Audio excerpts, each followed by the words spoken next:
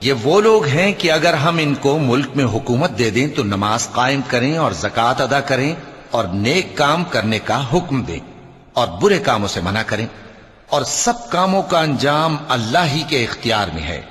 اور اگر یہ لوگ تم کو جھٹلاتے ہیں تو ان سے پہلے نوح کی قوم اور عاد اور سمود کی قومیں بھی اپنے پیغمبروں کو جھٹلا چکی ہیں، اور قوم ابراہیم اور قوم لوط بھی، اور مدین کے رہنے والے بھی، اور موسیٰ بھی تو جھٹلائے جا چکے ہیں۔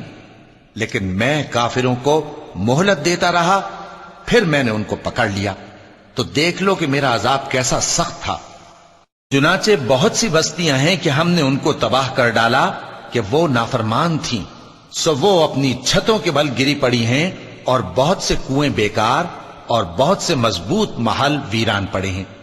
سو کیا ان لوگوں نے ملک میں سیر نہیں کی تاکہ ان کے دل ایسے ہوتے کہ ان سے سمجھ سکتے اور کان ایسے ہوتے کہ ان سے سن سکتے؟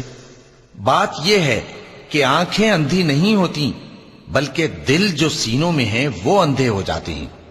اور یہ لوگ تم سے عذاب کے لیے جلدی کر رہے ہیں، اور اللہ اپنے وعدے کے خلاف ہرگز نہیں کرے گا۔ اور بے شک تمہارے پروردگار کے نزدیک ایک روز تمہارے حساب کی روح سے 1000 برس کے برابر ہے۔